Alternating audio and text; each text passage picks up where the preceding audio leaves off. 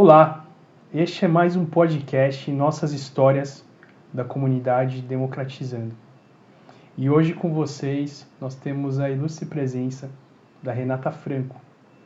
A Renata é graduada em Administração de Empresas, fez um Master no IBMEC de Administração e Gestão de Negócios e uma graduação tecnológica em Investigação Forense e Perícia Criminal na Estácio.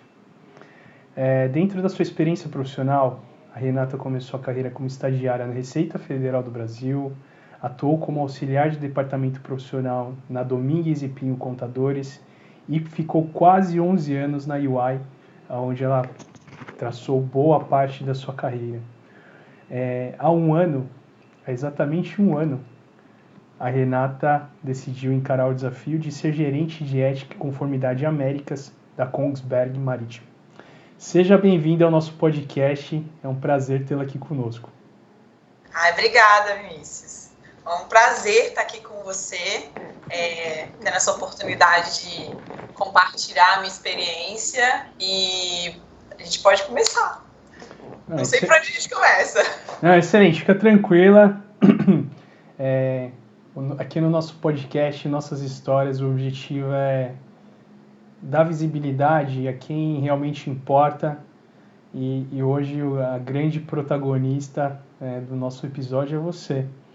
E para a gente começar esse bate-papo, eu queria deixar um convite para que você possa nos contar um pouco da sua trajetória, da sua formação como ser humano, da sua criação, como que foi, aonde que foi, e que você também pudesse compartilhar conosco quais foram os seus desafios da juventude, os motivos que te levaram a escolher os cursos que você escolheu e também os motivos que te levaram à trajetória que você teve até agora, né? Que foi de trabalhar em empresas de contabilidade, na Receita Federal, em uma das grandes empresas do mundo corporativo, de auditoria e consultoria, e esse novo desafio, né, na Kongsberg. Queria que você pudesse compartilhar aqui conosco a história da sua vida. Tá bom.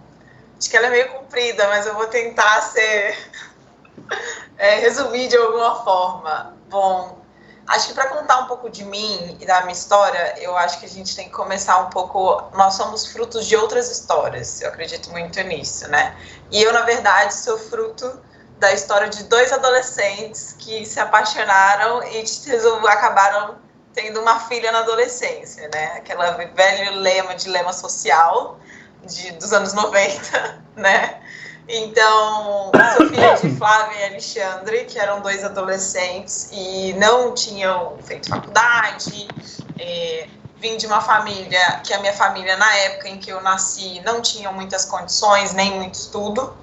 Então, a gente cresceu num ambiente onde minha avó é uma mineira que abraça todo mundo. Então, assim, era literalmente a casa da mãe Joana, uma casa muito pequena, mas sempre cabia mais um, né? Então, eu cresci nesse ambiente de um apartamentinho de 3 quartos na zona norte do Rio de Janeiro, no subúrbio, né? Com 8 pessoas dentro de uma casa que sempre vinham mais agregados todos os dias e todas as horas. Como a primeira neta da família, primeira filha e primeiro monte de coisas, com grandes poderes sempre vem grandes responsabilidades, né? E, ao mesmo tempo, onde são testadas todas as teorias. Então, todo mundo foi ali meio que testando como é que era cuidar de uma criança e, com isso, muitas exigências sempre foram colocadas assim, em cima de mim. Se minha mãe ouvir isso, acho que ela vai até brigar comigo, assim, tipo, nossa, não é bem assim, né? Mas era uma coisa meio assim, tipo, muitas responsabilidades, sempre, conforme foram vindo outras crianças na família, desde sempre era aquilo, tipo, a mais velha cuida do mais novo para ajudar, então eu era a mais velha, a única. Então, ficava ali naquele meio termo, né? Como a minha família não tinha muitas condições, eu até comecei os estudos em escola particular, estudei até a 5ª série em escola particular. Mas depois da 5ª série, as coisas começaram a ficar bem complicadas financeiramente para minha família, e aí eu passei para a escola pública, né? E aí começaram alguns dilemas, porque a escola pública, pelo menos no Rio de Janeiro, nos anos 2000, agora não sei como é que tá, mas tá mais ou menos na mesma coisa, né? Já não estava naquele ciclo tão bom de ensino, então as coisas já estavam um pouco preocupadas, já estavam um pouco mais dificultosas, né? Então, a minha mãe sempre foi uma pessoa que ela falava assim, minha filha, a única coisa que eu posso passar para você é estudo, porque você, mais do que ninguém, vê como é que a nossa família cresceu. A gente ainda não conseguiu se desenvolver, ninguém aqui tem muito estudo, eu tô correndo atrás, então, assim, a única obrigação que você tem na sua vida é estudar. E, na medida do possível, se você puder já começar a trabalhar, então você comece, porque sabe que as coisas não são fáceis, né? Então, desde os 12 anos de idade, eu trabalho. Você começou a trabalhar com 12 anos? Comecei a trabalhar com 12 anos. Eu comecei, na verdade, ajudando a minha tia em festa infantil. A gente tomava conta de pula-pula, fazia brincadeiras e tudo mais. Era um trabalhinho bem de leve, mas era trabalho. Todo fim de semana, a maioria dos fins de semana que tinha festa, eu ia com ela e ajudava a tomar conta, fazia brincadeira. Depois de um tempo, eu comecei a fazer isso sozinha. Inclusive, na época da faculdade, eu ainda trabalhava com isso, enquanto eu não conseguia. Mas, ao mesmo tempo, quando eu fiz mais ou menos uns 15 anos, o governo do estado ele tinha um programa de incentivo, né, de monitoria, que ele tentava tirar os jovens de baixa renda das ruas, né, e tal. Então, eles criaram um programa de monitoria de informática, onde eles davam um curso e uma bolsa, e a gente ia estudar e ficava tomando conta dos laboratórios de informática das escolas públicas, né. Eu fiquei 1 ano nesse programa, conheci muita gente, fiz umas coisas muito legais, aprendi algumas coisas de TI, né, e dali eu fui trabalhando mais mesmo, um pouco mais ali, uma coisa mais perto de uma vida profissional corporativa, vamos dizer assim, né, que você tinha um uniforme, você tinha hora para entrar, hora para sair, tinha responsabilidades mais efetivas, não que as festas não tinham, né, porque tinha a mesma coisa, e era, na verdade, bem mais puxado, que afinal, gente, festa infantil, criança é uma coisa muito louca, então é um bom exercício, inclusive, para você tomar gás, para você aprender a ficar de frente para o público, você tem que se virar nos 30 para prender aquela micro audiência ali, que se perde facilmente. E né? Para ser multitarefa, multiatenção, né? Porque todos exigem o mesmo nível de atenção, né? Exato, é um público muito exigente, muito desfocado, e qualquer coisa tira atenção. Do nada passa um coelho gigante e você já perdeu aquilo ali. Então, você tem que estar preparado. Então, assim, cada uma dessas experiências, de certa forma, eu entendo que elas agregaram um pouco na minha vida, né?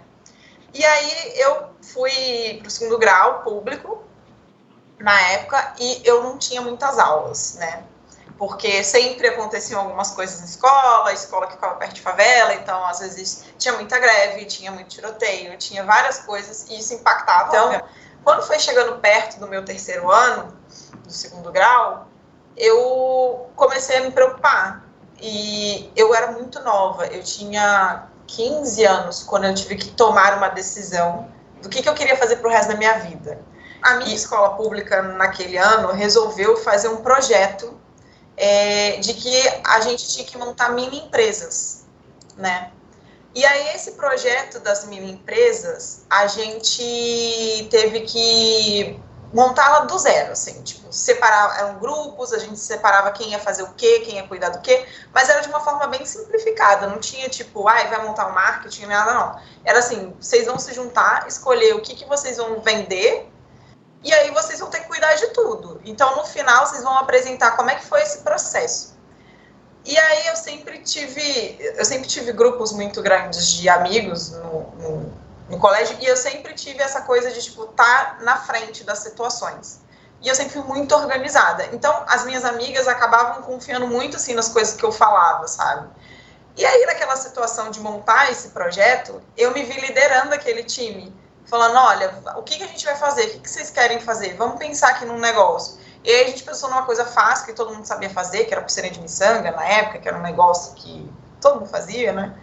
E aí a gente foi determinando as coisas, eu fui passando algumas responsabilidades para as pessoas, eu falei assim, no final deixa que eu faça a contabilidade aqui do negócio. E aí eu olhei aqui e falei assim, cara, esse negócio de montar empresa é legal. Acho que eu gosto desse negócio de liderar pessoas, passar tarefas. Acho que é a minha praia. E aí eu fui pesquisar na internet para ver o que tinha de coisa a ver com isso. E aí, fazendo também testes vocacionais online e tal, essas coisas, pareceu que mais ou menos as profissões que se encaixavam eram administração, contabilidade e economia. Aí eu falei assim, economia deve ser um negócio muito chato, né? Esse negócio de economia, quando eu vejo no jornal, eu não entendo nada que eles falam. Então, porque assim, a realidade gente, é muito bonito as pessoas que vêm de uma PUC, de uma FGV, de umas faculdades mais conceituadas, que falam palavras muito difíceis. Na minha realidade, da pessoa que veio do colégio público, você mandar algumas palavras super difíceis, você fica perdido. Você não sabe o que a pessoa está falando. Então, assim, macroeconomia, microeconomia, as pessoas falavam e eu ficava assim, o que essa pessoa está falando? Se usasse uma palavra, hoje, por exemplo, eu uso muito a palavra dirimir. Se alguém falasse isso para mim quando eu tinha 16 anos, eu olhava igual um alien para a pessoa. Porque aquilo era uma coisa fora do meu contexto, fora da minha realidade. Eu não aprendi a falar assim. Não era o jeito que eu sabia falar. Então, eu não era preparada para aquilo. E eu vou te falar que eu também sofri bastante com isso. Eu também tenho uma formação parecida com a sua e também uma trajetória bastante parecida, né? Você vai chegar nesse ponto, mas eu também passei muitos anos numa grande empresa de consultoria e auditoria e foram surgindo diversas palavras que eu olhava e falava, cara, o que essa pessoa está falando? Eu não estou entendendo nada. E a gente teve que correr bastante atrás, né? A vida, talvez na vida a gente largou atrás de muitas pessoas que tiveram outras possibilidades, né? Mas eu acho que conforme você for evoluindo na sua fala e na sua trajetória, a gente consegue perceber que o fato de largar atrás não significa que a gente vai cruzar a linha de chegada atrás também, né? Se a gente conseguir se esforçar bastante, se dedicar, se empenhar, a gente consegue construir algo bem bacana nas nossas vidas e você é uma prova viva disso. Então, por favor, continue. Aí, depois disso aí, eu sentei com a minha mãe, não atrapalhar, desculpa. Eu conversei com a minha mãe e aí a gente foi fazer os vestibulares. Então, eu decidi que eu falei assim, cara, administração parece que tem tudo a ver comigo. E eu consigo me imaginar como administradora de algum lugar. Então, assim, e aí eu comecei a sonhar com as coisas. Eu sempre fui uma pessoa muito sonhadora. Então, assim, eu comecei a sonhar e naquela época o meu sonho tinha virado, depois daquela experiência, virar uma executiva do Banco Central. Por que você não me pergunta? Mas eu cismei que eu queria ser executiva do Banco Central. Então, para eu atingir aquele sonho naquela época, eu precisava prestar vestibular para economia, administração ou contabilidade, teria que ser um dos três, que eram da mesma chave, do mesmo grupo, né? O resto do meu terceiro grau me dividindo entre fazer a monitoria no governo, estudar na escola e logo depois ir lá pro pré-vestibular comunitário para poder ficar estudando. E aí fiquei estudando e além disso eu ainda fazia cursinho de inglês, que eu dei a sorte de ter uns parentes um pouco mais com dinheiro, então eu ganhei de presente 15 anos no curso de inglês da minha tia, e aí eu fazia curso de inglês também, que era uma coisa que a minha mãe sempre falou que quando eu fiz 15 anos, ela falou assim, agora você precisa trabalhar isso porque você vai precisar. Se você quer ser alguém na vida, você tem que fazer inglês. E eu falei, tá bom, vou fazer esse negócio aí e vamos ver. Não levei muito a sério, não. Hoje, confesso que me arrependo, mas entendo que assim, você precisa passar pelas necessidades para você dar valor a algumas coisas, né? Mas aprendi alguma coisa, então não foi totalmente dinheiro jogado fora. E aí fiquei lá estudei, fiz o vestibular. Eu tinha pra Uni na época, né? E eu fui chamada em março de 2008, para uma bolsa integral na Faculdade de Economia e Finanças do Rio de Janeiro. Que, na verdade, era uma faculdade privada e, na época, ela nem era muito conhecida, porque, na verdade, ela era parte de uma sociedade. E era uma coisa muito doida, assim. E aí eu fui com a minha mãe lá, a gente se inscreveu, a gente nem acreditou quando o telegrama chegou. O telegrama chegou super em cima, eu quase perdi a bolsa. E aí a gente correu lá e aí eu consegui me inscrever e aí ganhei minha primeira bolsa de 100%. E aí a gente pegou e eu fui me inscrever nesse Jovem Aprendiz. E aí foi minha primeira experiência formal de carteira assinada, né? que foi ser jovem aprendiz, na época era da Embratel, hoje ela nem existe mais, acho que agora é Claro, né? E aí teve toda a questão igual, foi na monitoria de fazer um curso, e aí trabalhava e estudava, né? Então eu fui assistente administrativo durante uns 8, 9 meses, fazendo isso. Eu estava esse tempo, surgiu a oportunidade de estágio na Receita Federal. E aí eu falei assim, cara, estágio, Receita Federal, poxa, é um negócio incrível, Receita Federal tem um nome, deve ser iradíssimo trabalhar lá. Vou para a Receita Federal, vou me candidatar, e fui lá, fiz a entrevista, passei. E aí foi muito legal, eu passei e fui trabalhar na área de transportes e logística. Não era logística não, só transportes. Para ser estagiária de lá e comecei bem pequeno. Era um setor que não tinha... Eu imaginei que eu ia chegar e encontrar tudo com vários controles, vários sistemas, várias coisas. Na verdade, encontrei nada, né? O nosso sistema público é uma coisa um pouco, pelo menos naquela época, era arcaico, acho que ainda continua, mas... Na verdade, não era arcaico, era desafiador. Desafiador, a palavra perfeita, né? Uhum. E aí, eu cheguei lá e a gente, um monte de frota de carro para controlar, uma coisa muito louca.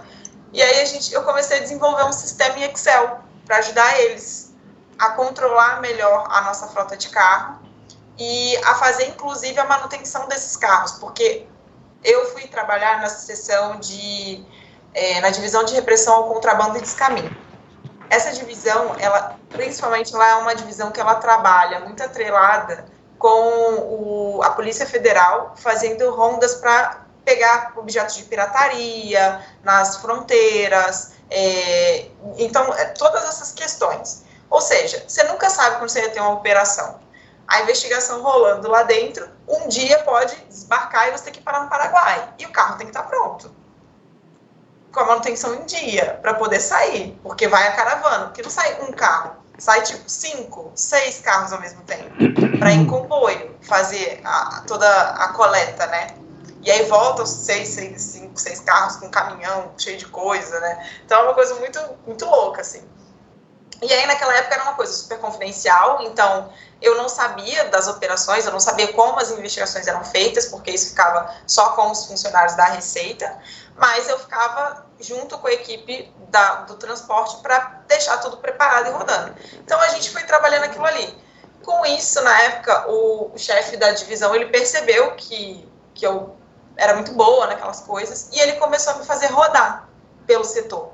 Então, eu saí do transporte, fui direto para o departamento de chefia, e aí naquela ocasião ele me deu 2 desafios. Um desafio foi mapeamento de processos, porque ele queria saber exatamente como os processos funcionavam, os processos administrativos estavam funcionando dentro da unidade, que ele não tinha visibilidade, e aí foi muito legal, porque foi o meu primeiro do zero conhecer o que era mapear processos, que era uma coisa que eu não sabia, nunca tinha ouvido falar. E eu tive que aprender sozinha, porque eu não tinha ninguém para me ensinar. Nem ele estava lá para me ensinar. Ele só falou assim, vai mapear os processos. E eu quero que você me entregue.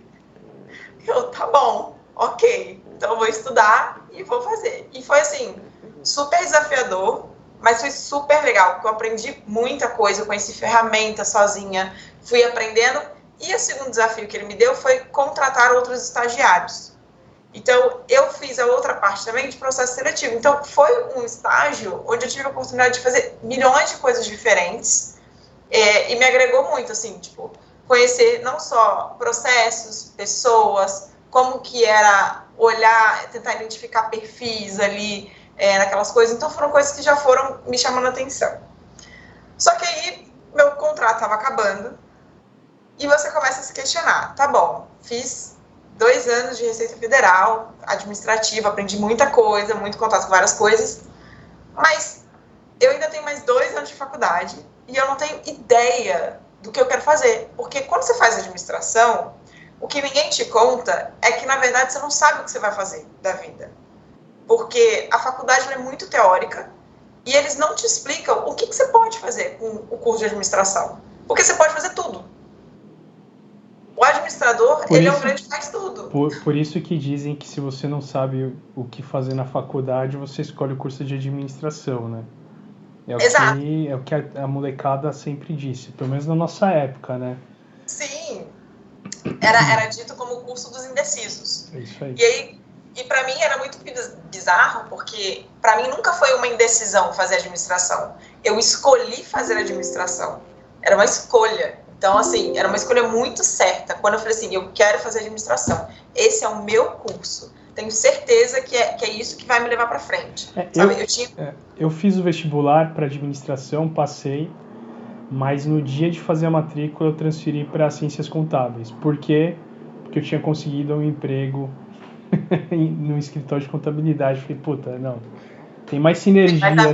Tem mais a ver. Então, senão eu teria feito administração também. O que é um certo arrependimento, né? Eu acredito que eu deveria ter feito ADM e depois contábeis. Em mais 2 anos eu teria os 2 cursos concluídos. Ou você podia ter feito o inverso. Mais 2 anos você finalizava ADM. Pode ser, poderia ser também.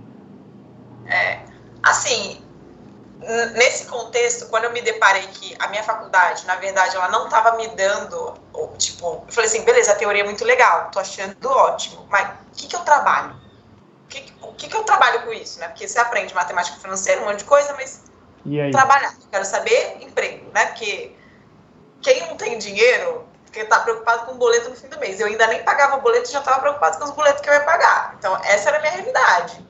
E aí eu falei assim, eu preciso rodar, eu preciso começar a conhecer outras coisas para entender. Então eu me candidatei para Domingues e Pinho para trabalhar com o departamento pessoal, num processo de trainee. E trainee já era uma vaga melhor do que estágio, porque já era de carteira assinada, já contava para carteira, já era uma coisa mais específica e que me dava a possibilidade de continuar, né? Então eu entrei no Domingues e Pinho, comecei a trabalhar com o departamento pessoal, fazer folha, e em menos, sei lá, de 4 meses, eu já achei aquilo chatíssimo, porque não era o meu perfil. Aquilo ali era muito chato. Para mim, era igual lembrar o Charlie Chaplin, sabe? Que você fica apertando porta-parafuso todo mês. E eu ficava assim, gente, é sério que é isso? Eu não quero fazer isso da minha vida. Não quero todo mês saber exatamente o que eu vou fazer. Isso é muito chato, isso não tem nada a ver comigo. E aí, no meu curso de inglês, tinha um menino que trabalhava para a PwC, na época. E eu lembro que quando ele chegou, ele começou a contar altas histórias da PwC, falando que, trabalhei aqui fora é incrível, e começou a me botar ao mundo, assim, várias estrelinhas, né? Tipo, nossa, eu viajo muito, eu ganho auxílio roupa, ganho não sei o quê, a realidade é, o pobre ele enche o olho com qualquer coisinha que ele ganha, né? Então ele falava, tem ticket de não sei o quê, eu viajo, eu uso terno, umas coisas de executivo, porque essa era a realidade, você se vislumbra com as coisas, né? E aí eu falei assim, tá, me fala o que você faz. Ele, eu faço auditoria. Aí aí a gente vai lá e ajuda a fazer a contabilidade das empresas, etc. Eu falei assim, poxa, mas eu sou de administração. Então é um curso diferente, não dá para aplicar para esse lugar. Ele, não, lá tem várias áreas, então o seu curso é super bem-vindo e o curso de administração dá para fazer essa escorregada aí para auditoria também, porque o que você não souber a gente ensina. Eu falei, tá bom, beleza. Aí ele, se inscreve no processo seletivo e tal. E aí ele naquela época foi super legal comigo e ele sentou para me ajudar a refazer o meu currículo, porque nem fazer um currículo eu sabia. Meu currículo é aquela coisa, tipo, vem o template do Word lá do próprio Microsoft, preenche e tava bom, né? E preenchia com umas coisas bem aleatórias, assim, eu não sabia fazer. Eu não estava acostumada com aquilo, né? E aí eu fui, mandei para ele fez uma avaliação do meu currículo, ele mandou eu criar um e-mail, ele falou assim, olha, isso aqui é muito infantil, faz uma conta para você de profissional, um e-mail profissional bonito, ajeitado, escreve melhor isso aqui, escreve isso diferente. E ele me deu várias dicas, foi muito legal comigo naquela época. E aí eu fiz, padronizei, criei tudo que ele me sugeriu, mandei, fiz lá, me inscrevi. Só que depois que eu me inscrevi, logo depois, eu tive uma mudança de chefia na Domingues e Pinho, e acabou que esse chefe, ele não gostou muito de trabalhar comigo e ele me desligou. E esse foi o meu primeiro baque da carreira. Porque ali, você ser desligado é uma sensação muito ruim, né? Mesmo que eu não queria mais estar lá. Porque, na verdade, eu já estava procurando emprego. Eu não queria mais estar naquele emprego. aquele emprego eu já tinha certeza, 100% de certeza que aquele emprego não era para mim, não era o que eu queria fazer. Mas eu não podia ficar sem emprego. Um dos meus maiores medos era terminar a faculdade sem um emprego. E eu ficar naquele limbo do tipo, tô formada, não tenho emprego, e aí o que eu vou fazer? De novo, na mesma situação, igual quando eu terminei o vestibular e não tinha passado na faculdade, né? E o desespero batendo na porta, porque já quando eu estava ali na Domingos e Fim, faltava, sei lá, uns 6 meses para eu me formar na faculdade. Então era muito pouco, eu já estava muito perto do final. E aí você ficou de julho de 2011 até outubro de 2011 nesse limbo, né? Nesse sentimento de insegurança e tudo mais. Exato. Como que foi assim o sentimento? Nesse período você já estava participando do processo seletivo da UI e você estava avançando, ou você ficou naquele clima de incerteza, uma ansiedade, uma angústia? Como que foi assim? Então, foi muito doido, porque assim, o primeiro sentimento que eu tive de lidar foi o sentimento da rejeição, né? Porque o fato de eu ter sido desligada, aquilo me trouxe um sentimento de rejeição muito grande, do tipo, eu não sou boa o suficiente para estar aqui. Só que não era verdade, porque eu entregava tão bem quanto os meus colegas. Foi simplesmente uma questão comportamental e que quando me desligaram, ninguém soube me explicar. E eu não entendi.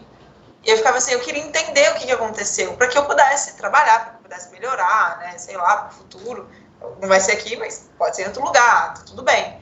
Mas, beleza, eu falei assim, cara, eu chorei um dia só. No dia seguinte, eu falei assim, não tenho mais tempo para chorar. Porque, ó, o relógio tá batendo. Então, agora eu tenho que procurar os tais empregos. Então, eu me inscrevi e, a partir dali, acho que a primeira que começou a dar andamento, porque era a época do processo seletivo dela, foi a UI. E aí eu comecei a fazer. E aí, eu lembro que eu olhei para as opções, e aí você tinha que escolher 3. E aí eu escolhi consultoria primeiro, aí escolhi auditoria, porque era o que o meu amigo tinha indicado. Só que aqueles serviços financeiros, eles ficaram ali com uma pulguinha atrás da orelha, porque lembra que meu sonho era ser executiva do Banco Central. Então eu fiquei assim, nossa, então podia tentar aqui esse negócio, né? Botar. Aí botei. E aí eu esperei uma semana, nada de resposta, não veio nenhum e-mail, não veio nada. Minto, me chamaram para fazer as provas, fui lá, fiz a prova, só que eu não recebi nenhuma devolutiva. E aí eu fiquei confusa com aquilo. Eu falei assim, poxa, será que eles não vão mandar devolução? E aí eu resolvi ligar para a Ernest e falar com a RH. E aí eu liguei, e aí quando eu liguei, as meninas falaram assim, olha, mas você passou. Eu falei assim, eu passei? Ela, você passou. Fiz a dinâmica. Quando eu cheguei na dinâmica, eram 5 pessoas contando comigo, e só tinha uma vaga para trainee de serviços financeiros na época. Eu morri de medo, porque quando eu olhei as 5 pessoas, todas elas eram de faculdade de ponta. Eu era a única que não era de uma faculdade de ponta. Então, a minha pergunta ali veio aquela síndrome do impostor, né? O que eu tô fazendo ali? Porque a gente começou a conversar, a se conhecer, e aí tinha uma pessoa que tinha já estava fazendo pós-graduação, 2 pessoas que tinham estudado idiomas, viajado o mundo todo, e eu não tinha nem saído do Rio de Janeiro, não sabia nem o que era, e o máximo de viagem era Rio-Minas, né? Rio-Cuiabá, que eu morei em Cuiabá, foi a maior viagem que eu fiz na vida antes de entrar na EY, né? Então, assim, você começa a se questionar, tipo, o que eu tô fazendo nesse lugar? E aí eu falei assim, como é que eu vou me sobressair numa coisa que claramente eu sou a única que talvez não tá preparada para estar aqui?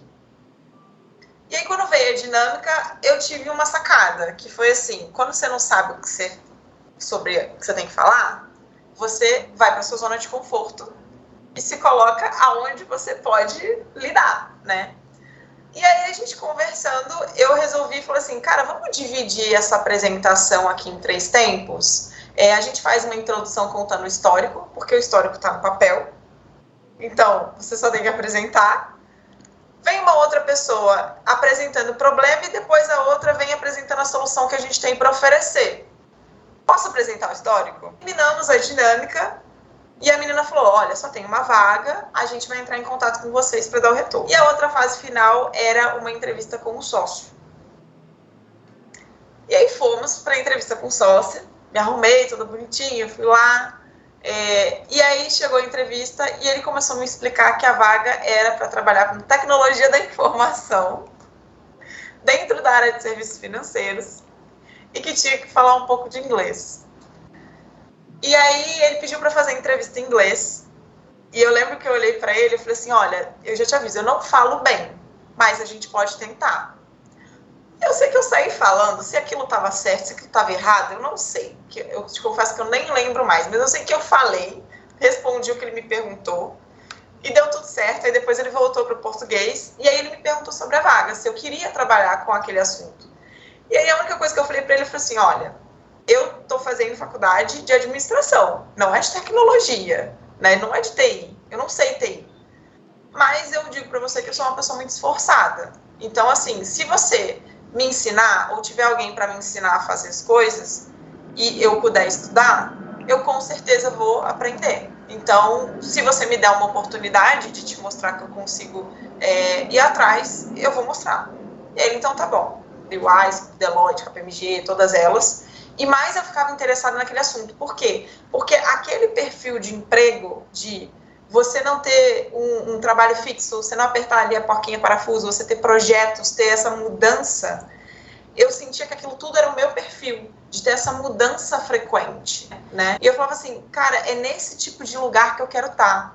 É no lugar que vai me proporcionar estar fazendo coisas diferentes, sem estar num lugar diferente. Então eu vou poder conhecer tantas coisas e aprender tantas coisas sem estar saindo do mesmo lugar. Vai ser incrível. Então eu quero muito entrar aqui. E aí você foi lá e conseguiu, foi aprovado e tudo mais. Consegui, e na na área verdade, de TI, na vaga de TI. três conseguiram. Os três conseguiram. E me fala uma coisa, o que foram esses 10 anos de UI na sua vida, em termos de experiência, em termos de crescimento, em termos de amadurecimento? Você consegue falar um pouco do que foram esses 10 anos de experiência profissional? A UI foi meu primeiro casamento, né? Porque um emprego, ele, na verdade, é seu casamento. Você gasta 1/3 da sua vida trabalhando. E trabalhando em Big Four, você gasta muito mais que 1/3 da sua vida, né? Você fica muito mais horas fazendo hora extra e tudo mais, né? Eu descobri na UI muitas coisas. Tanto coisas positivas, quanto coisas que foram muito desafiadoras. A primeira delas foi descobrir, primeiro com tecnologia da informação e serviços financeiros. Que TI era um negócio muito legal e que eu tinha uma desenvoltura bem bacana para lidar com tecnologia. Eu achei muito, muito show. E eu tive a oportunidade de conhecer uma variedade de pessoas incríveis da área de segurança da informação que me fizeram, gostar muito do assunto. Eu, inclusive, cheguei a estudar um pouco para tirar certificações na área de tecnologia, eu só não terminei, né? Porque entrava no projeto, sai projeto, você acaba ficando meio perdido, né? Mas eu também descobri que eu não era tão boa em serviços financeiros. Não que não era tão boa, mas que serviços financeiros não era aquilo que eu queria fazer. Porque aquilo começou a se tornar um tipo de nicho de serviço tão específico, tão regulado, tão cheio de regras, tão cheio de coisas, e eu não conseguia nem, às vezes, pensar em soluções diferenciadas, porque tudo tinha um negócio já pré-preparado, pré-moldado, que você tinha que se adaptar, porque tinha uma regulação do Bacen, e toda hora você tinha que entender que tinham regulações que eu não fazia ideia que existiam, e aí eu ia descobrindo, assim, no tapa as coisas, sabe, você não pode fazer isso porque tem uma regulação lá. E aí você percebeu que essa não era a sua praia, né? Aquilo que talvez você estava sonhando tanto na juventude, você teve acesso e percebeu que você não tinha tanta afinidade. E o que você fez a partir disso? Você decidiu mudar? Então, aí eu decidi, aí eu entrei num segundo dilema, que era, eu sou uma pessoa teimosa. E na época, não só eu, quanto os meus pares que tinham entrado comigo nesse mesmo processo, né, eles também não estavam muito contentes de estar naquela área. Então, eu só olhei para o lado e falei assim, bom, eu era que tinha menos chance de ficar, dos que entraram, né? Que eu não era da faculdade, não tinha viajado para fora, não tinha um inglês bom. Então, eu não posso ser a primeira a sair. Eu tenho que ser a última. Então, vamos ficar e vamos ver se eu consigo mudar de área, conseguir para outro lugar, o que eu consigo fazer. E aí eu fui tentando, como eu tinha gostado de segurança da informação, e estava já tinha, inclusive, dado suporte para o time de segurança da informação, eu comecei a tentar atender meio para conhecer um pouquinho mais, ver se eu conseguia fazer uns projetos ali, mais para poder ir para lá. Só que no meio dessa confusão, o meu sócio da minha área, ele estava trabalhando muito com lavagem de dinheiro, que era um tema sob a responsabilidade do chapéu da área forense da EY. E aí, por uma mudança estrutural que a própria Ernst fez, esse sócio, ele migrou para dentro da área forense, na EY. E você foi junto? O que acontecia era isso. Se o sócio migrava, todo mundo tinha que migrar com ele. E aí ele deu a opção, obviamente, né, para a gente escolher se a gente queria continuar nos serviços financeiros ou se a gente queria migrar com ele. Só que tinha um porém, o time do Rio de Janeiro era um time muito pequeno. Então, quando quem decidiu ficar, fez essa migração, a gente saiu do guarda-chuva de serviços financeiros, que era uma coisa que eu queria, sair desse guarda-chuva. E aí ele falou assim, olha, agora vocês não vão fazer mais serviços financeiros, vocês vão atender qualquer cliente. E aí vocês vão reportar para o GS local que vocês têm aí no Rio. Agora vocês estão com ele, vocês não estão mais comigo. Tá bom? E aí, gente, tá bom. Beleza. Aí eu falei, ótimo, então meus sonhos se realizaram, né? Não vou mais fazer serviços financeiros. Mas o que é essa área forense? Porque ninguém explicou. Uhum. E aí a gente sentou, teve uma reunião com esse GS, e aí ele começou a explicar o que a área forense fazia, que a gente fazia compliance, investigação, disputas, né? E aí, primeiro olhar que cresce da pessoa é investigação, né? Porque você está acostumado a ver o quê? CSI, você está acostumado a ver essas séries investigativas, né? Do Warner, das coisas. Então o olho brilha para aquilo, né? E dessas atividades de forense, né? Bom, a gente trabalha com isso. Quais dessas três partes assim que você mais gosta, que você sente maior afinidade? Eu descobri que foi compliance mesmo. Compliance. E na verdade descobriram para mim. Não foi nem eu que descobri. Uhum. Nesse momento que a gente migrou, a gente precisou se estruturar em caixas e dividir as pessoas assim, em nichos, né? Foi uma decisão estratégica feita na época. E me perguntaram o que eu queria fazer. E eu falei assim, eu quero fazer investigação, porque eu achava que investigação era o top do top. Só que eu sou uma pessoa extremamente organizada, uma pessoa extremamente processual, guiada por processos, e eu tenho um raciocínio lógico muito processual, faço conexões lógicas extremas, assim. E aí esse GS ele olhou pra mim e ele falou assim, Renata, eu sei que você queria ficar em investigação, mas eu vou te colocar em compliance. E aí eu fiz aquela cara assim, tipo, compliance não. Né? Por quê? Porque eu achava que compliance era só escrever política. Por que todo mundo que escuta a palavra compliance tem essa reação? Não sei, eu acho que hoje eu entendo que era talvez uma ausência de uma explicação melhor na época. Mas naquela época, isso aconteceu, era 2012. Não tinha nem a lei anticorrupção brasileira. Não tinha nem Lava Jato. Nada tinha acontecido no Brasil ainda, entendeu? Então a gente só sabia das coisas que vinham lá de fora, né, dos casos lá de fora. Então era uma coisa muito, muito pouco palpável pra gente. As investigações, elas eram palpáveis, mas o compliance não. Então, assim, não era muito explicado o que você fazia. Então a visão que a gente tinha era, compliance é escrever política e ficar fazendo teste. Né? Então é uma coisa chata, não é legal. E o que é o compliance para você? Nossa, hoje o compliance para mim é uma coisa completamente diferente. Hoje eu vejo o compliance como é que eu posso explicar isso? O compliance não é só política, né?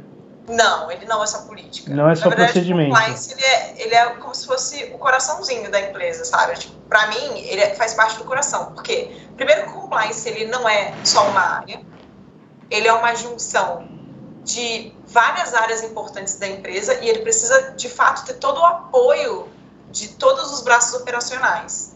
Porque todos os assuntos tocam em compliance, de formas diferentes. Mas lidar com ética e transparência é uma coisa muito específica. E às vezes você precisa de ter alguém que conseguir focar assim, o que é ser ético e transparente e íntegro no todo, né? Isso é muito difícil de você olhar para esse todo de uma forma específica. Quando você está olhando para a sua atividade, você vai sempre pensar nos resultados daquilo. Mas ser capaz de se tirar daquele resultado para olhar um passo atrás, para ver assim, o caminho que eu estou tomando para chegar nesse resultado, ele é, de fato, o caminho correto? E me responde uma coisa, pautado na sua experiência, tá? Quais são as principais barreiras que a gente enfrenta no dia a dia quando a gente quer levar a ética, a integridade, fazer aquilo que é certo para dentro da empresa? Acho que a principal barreira ainda são as próprias pessoas. E quando você fala as próprias pessoas, são pessoas de todos os níveis hierárquicos, né? Desde a base até o topo da cadeia de uma empresa. Todos os níveis, todos os níveis. E não porque, assim, não é que eles não entendam que isso é importante. Eles não, às vezes a dificuldade está em enxergar que aquilo agrega valor àquele processo.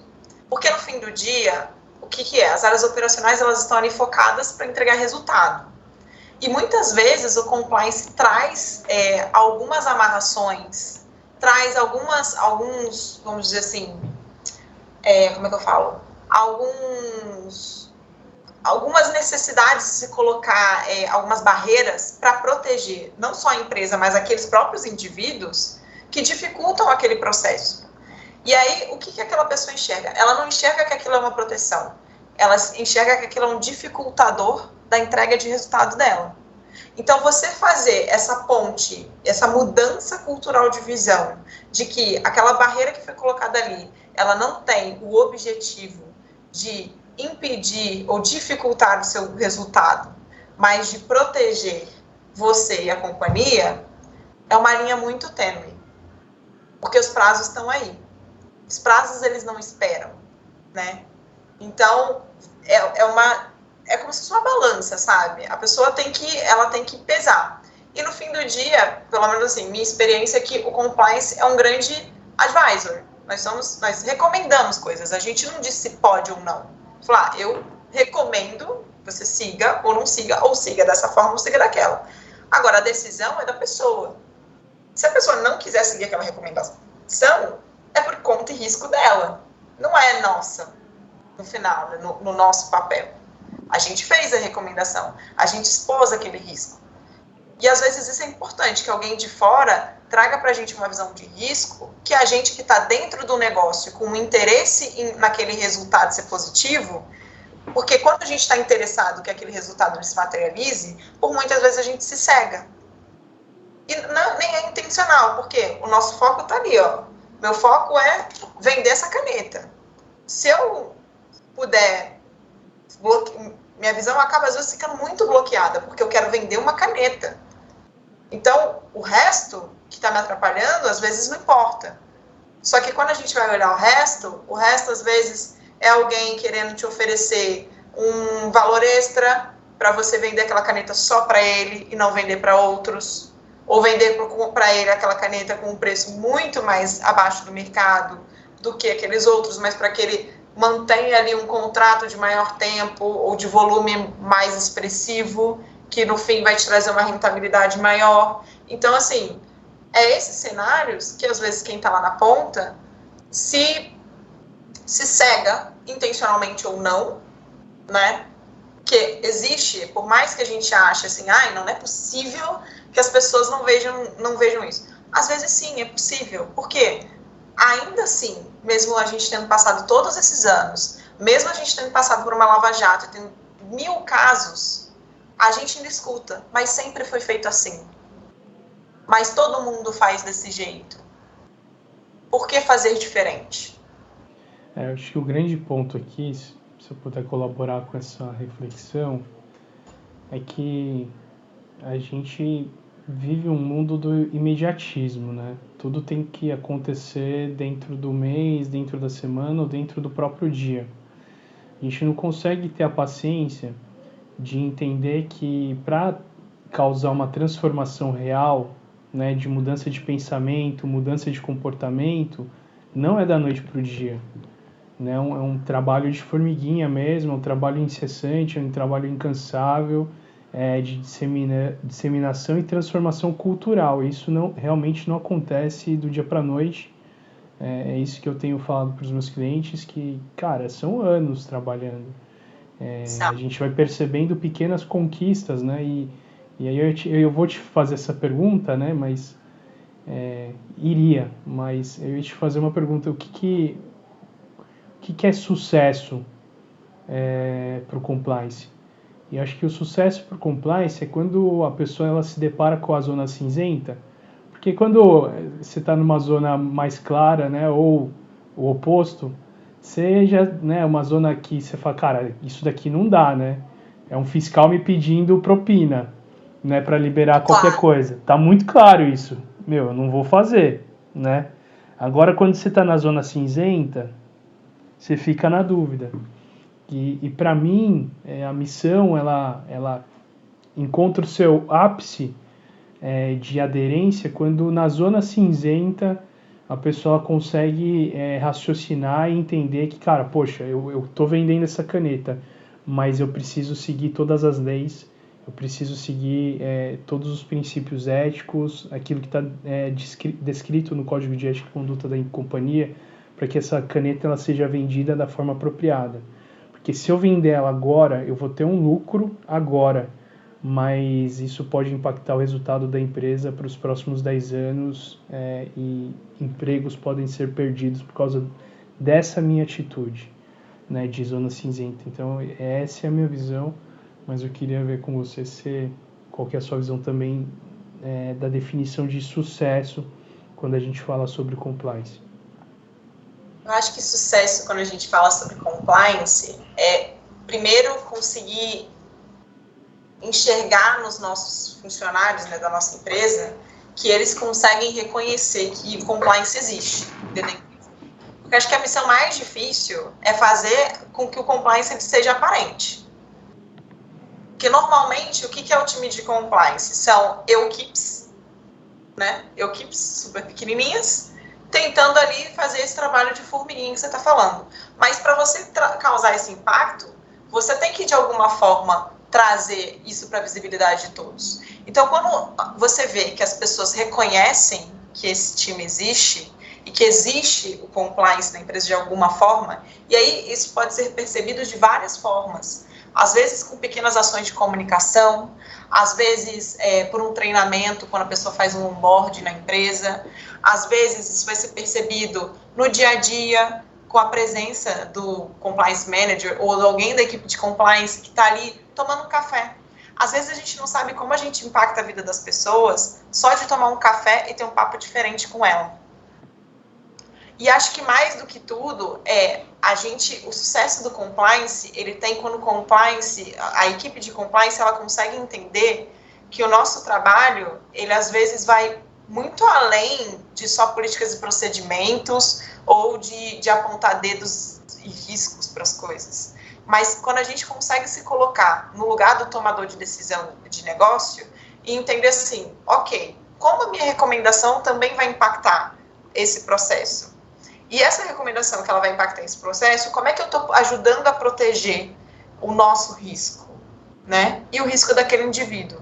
Porque quando eu consigo mostrar para aquele indivíduo que o meu trabalho como compliance, eu também estou protegendo ele enquanto pessoa, ele consegue começar a sentir valor agregado.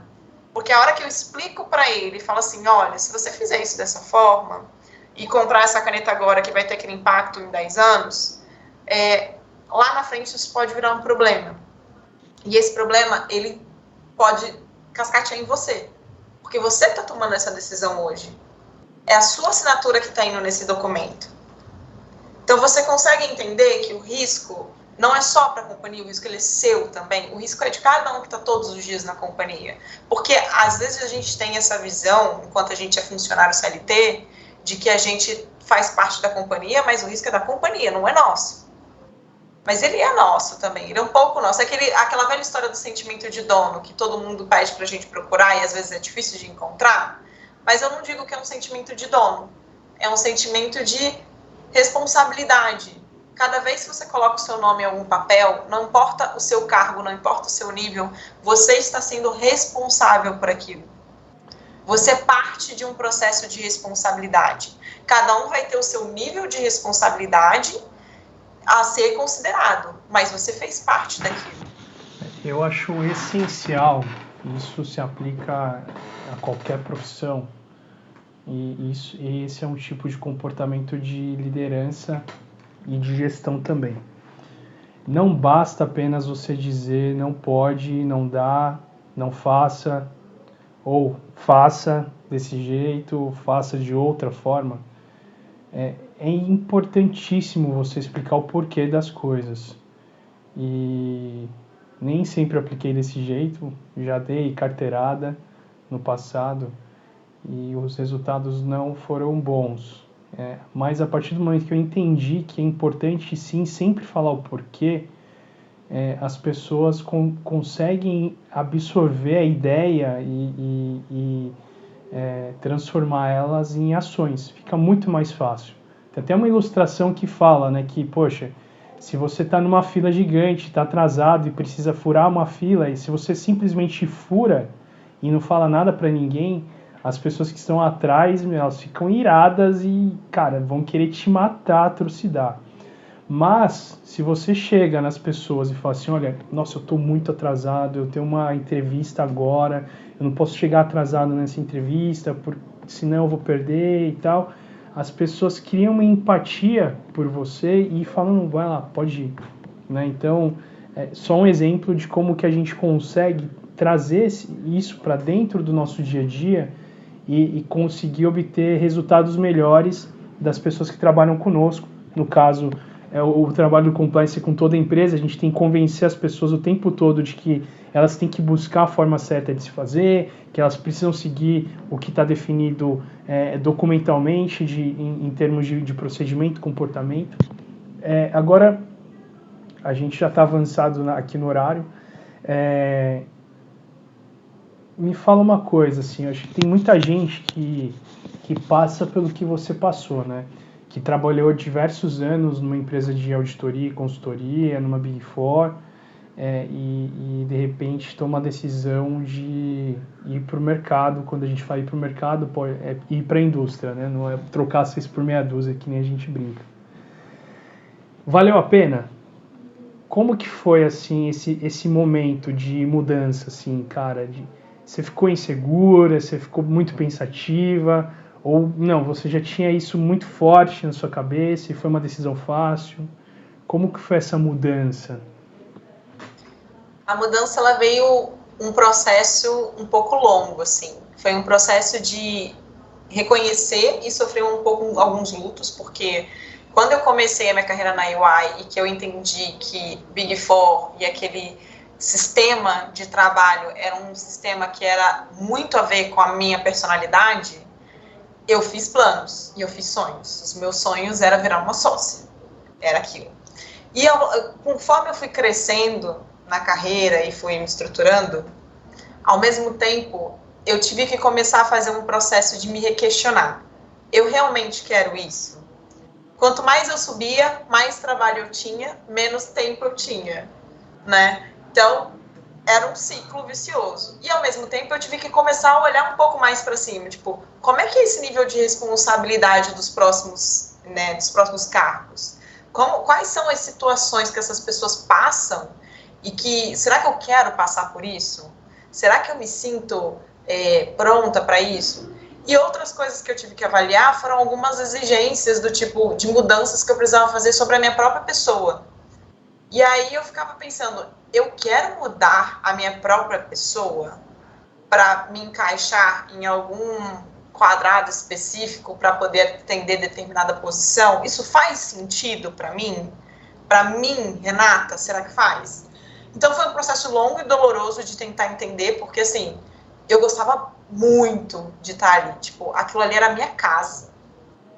Era meu casamento. Era uma das coisas mais importantes da minha vida ali. Eu amava aquele lugar. Eu amo, até hoje, eu amo a EY de coração. Eu sou extremamente agradecida por tudo que eu vivi ali. Todas as coisas. Foi uma das melhores escolas da minha vida. Não posso reclamar. Só que também chega um momento em que você precisa entender se aquilo que vinha te fazendo bem ainda te faz feliz. E eu comecei a reparar que eu não estava feliz. Que todo aquele processo de tentar entender se eu estava me encaixando, se eu podia me encaixar em algumas expectativas, se eu realmente queria os próximos caminhos, ele era tão angustiante e estava me fazendo tão mal que aquilo ia me colocando cada vez mais para baixo. E tinha épocas que eu não conseguia nem entregar o melhor que eu podia entregar, porque eu começava a ter medo de fazer algumas entregas, porque talvez não ia ser do jeito que as pessoas esperavam que fosse. E eu não queria ser uma profissional com medo. Eu lembro até hoje que quando eu fui para Nova York, nos Estados Unidos, tinha aquela menininha na frente do Buffalo, que eu esqueci o nome dela, Fearless Girl, acho que é o nome dela. E eu lembro que eu fui bem na época que estavam tirando essa menina da frente do Buffalo e ficou só o espaço para você botar os pezinhos. E aí o dia que eu parei ali, eu olhei para aquele Buffalo e falei assim, eu quero ser sempre essa menina aqui. Aqui não tem medo. O dia que eu tiver medo, é porque não tá certo. Então, quando eu me deparei que eu tava começando a ficar com medo de me expor, aquilo me soou um alerta. Eu falei assim, não, isso não é pra você. Você não pode ter medo. Você tem que continuar sendo quem você é. Essa é a sua essência, então vamos atrás de algo. Se isso não tá funcionando, se já chegou ao seu limite, infelizmente, a gente tem que reconhecer quando as coisas não dão mais certo. E onde é melhor para todo mundo encerrar alguns ciclos, né? Então, eu comecei a procurar um mercado para ver o que tem de possibilidade. Eu procurei coisas iguais, porque eu não sei se o problema está no mesmo, se está no lugar ou se está no tipo de trabalho. Para mim, o tipo de trabalho nunca foi o problema. Porque trabalhar nos projetos sempre foi tipo, uma das maiores coisas que eu me sentia realizada com aquilo ali. Mas, para mim, talvez estava já no jeito que o lugar queria que eu ficasse. Então, assim, será que é lugar? Não sei, mas vamos tentar. Então, tentei concorrentes, tentei qualquer coisa no mercado e me abri para o que aparecesse. E aí apareceu a Kongsberg Maritime, né? E eles me chamaram, fui lá conversar, e aí foi muito engraçado, porque até hoje eu lembro disso, que a presidente do Brasil me chamou para tomar um café antes de me contratar, para conversar um pouco sobre a vaga, mas pessoalmente me fazer conhecer o lugar, porque a empresa estava mudando de lugar, na época, do centro do Rio para uma ilha em Niterói, bem específica. E era num workshop, ou seja, bem terra de peão, né? E aí, quando eu entrei naquele lugar, eu me vi lá no meu estágio na Receita Federal, que também era num workshop, também era numa terra de peão, que era onde eu sempre, quando às vezes eu me sentia meio triste, com o mundo corporativo, etc., eu lembrava do meu estágio na Receita, que foi um dos lugares que eu fui mais feliz, assim, de trabalho, porque era constantemente desafiada, constantemente estava com uma galera super good vibes. E aí eu olhei assim e falei assim, caramba, aqui eu tô sentindo essa energia, sabe? Eu tô vendo porto, eu tô vendo água, eu tô vendo as pessoas. Aí eu vi umas pessoas andando dentro do escritório de tênis, calça jeans. E eu falei assim, gente, era isso aqui que eu queria. Eu queria uma sensação de casa. Eu queria uma sensação, de novo, de estar em família, de uma coisa mais relaxada, de eu poder respirar. É legal esse top executivo de vez em quando, mas é tão bom você conseguir estar se sentindo em casa. E eu acho que, como você passa um tempo na sua vida, no seu trabalho, você tem que se sentir em casa onde você trabalha. Porque senão você não vai conseguir se conectar apropriadamente.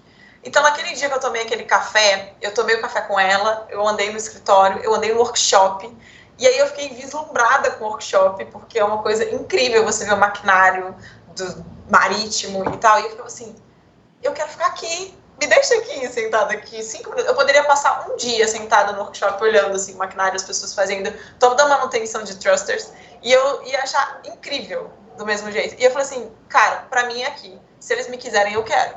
E foi isso que aconteceu. E foi isso que aconteceu. E foi isso que aconteceu. E hoje eu tô lá, e assim, 1 ano depois, são muitos desafios, já tive muitas oportunidades, e eu posso dizer que, assim, em 1 ano eu fiz tantas coisas, mas a única coisa que eu não fiz foi ficar triste. Isso é fantástico, né? Eu acho que na nossa vida, né, nós vivemos ciclos e ciclos de amadurecimento, né? Quando um ciclo se encerra e o outro começa, a gente começa esse outro ciclo talvez com um pensamento muito diferente do anterior. Parece que a gente tem alguns estalos assim na nossa vida, né? De, não sei se de iluminação ou qualquer outra definição de palavra, que a gente percebe que um lugar que antes era tão bom e tão agradável já não é tão bom e agradável assim, porque a gente sente uma outra necessidade. E às vezes a culpa não é nem do lugar, né? É só que a gente mudou. Exato. E a vida é bela, ela é bela por causa disso. Né? Exatamente. O que eu acho que você fez e que você teve uma coragem muito grande foi de perceber essa mudança interior e ir atrás daquilo que te faz feliz, né? E para que algo que passe a te fazer feliz aconteça, você tem que mudar. Às vezes, a mudança ela é muito difícil, Vinícius. A mudança é difícil, mas ela é necessária. Exato. Imagine só se você não tivesse tomado essa decisão. Talvez hoje você nem estaria conversando comigo e muito menos com esse sorriso tão grande no rosto. Então, enfim, acho que uma grande lição que a gente tira da sua mudança é: vá atrás dos seus sonhos, permita-se, né, ter essa oportunidade, porque você se abriu para o mercado e você permitiu-se ir até o workshop, até as instalações e perceber o ambiente e notar que era aquilo que você queria, e hoje você está vivendo tudo isso. Se eu te perguntar hoje se você faria tudo de novo, eu tenho certeza que você responderia que sim. Com certeza, sem nem pensar. É isso. Mas eu acho que é até um pouco mais, assim, eu diria para você que não é só se abrir para oportunidade, mas eu acho que a gente precisa entender uma coisa na vida, né? Que o sonho que a gente sonha uma vez, ele não é único. A gente não precisa ter só um sonho na vida. A gente vai ter vários sonhos ao longo da vida. E mudar, essa mudança ela é constante. Existem estudos que dizem que a cada 7 anos a gente, com a renovação das nossas células, aprendi com uma amiga, a gente renova o nosso ciclo mental e a gente tem uma necessidade interna de externalizar a nossa mudança. Eu ainda passei a cota dos 7 anos para fazer essa mudança, entendeu? Porque mudanças são difíceis, mas esse processo da gente reconhecer que elas precisam acontecer e a gente entender que a gente é uma pessoa diferente, que não tem problema a gente ser diferente. A gente não precisa ser a mesma pessoa que a gente era quando tinha 15 anos de idade. Porque, na verdade, a gente é fruto das nossas experiências, nossas e dos outros. Então, uma vez que a gente tem essa coletividade, que a gente entende que a gente é essa pessoa nova e que a gente pode, sim, sonhar outra coisa, tá tudo bem. E, bom, a gente tá caminhando aqui para a parte final, conversa super gostosa, agradável, várias lições que a gente tira aqui sobre a sua trajetória. Queria pedir para que você, para quem está nos ouvindo aqui, hoje ou daqui 10 anos também, que mensagem que você daria para as pessoas? Olha, eu tenho uma mensagem que há anos eu herdei de uma amiga minha numa troca de computador, mas que ela, nesse fluxo, ela sempre faz muito sentido, né? Ela diz mais ou menos assim, deixa eu pegar a referência aqui, que a minha cabeça tá muito ruim de lembrar. Quando você... É algo mais ou menos assim, quando você... Ai, gente, me fugiu. É algo como quando você perde... Não fique 1 minuto triste porque você perde os 60 segundos de felicidade. É algo mais ou menos assim, tá?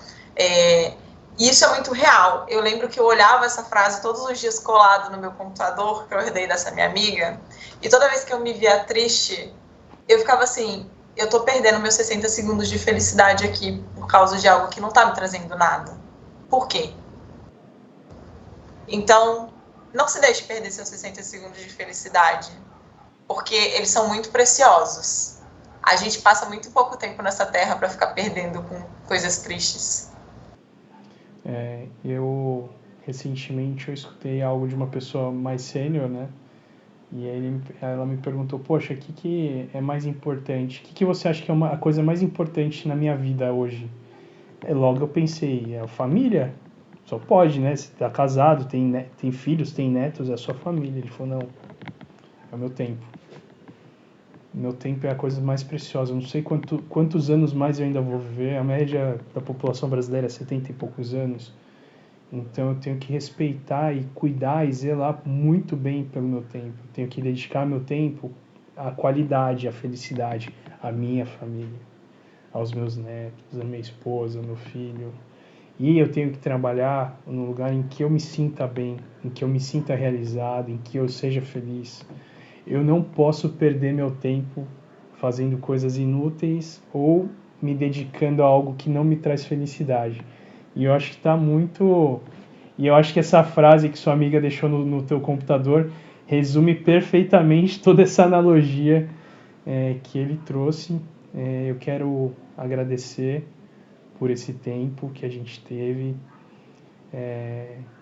Sinto que você tinha muito mais para compartilhar, né? E talvez a gente tenha uma outra oportunidade no futuro para explorar essas outras coisas. Mas muito obrigado pelo seu tempo, obrigado por ter aberto aí algumas páginas do livro da sua vida e ter compartilhado com a gente. Espero que você tenha gostado e fica aqui meu agradecimento a você.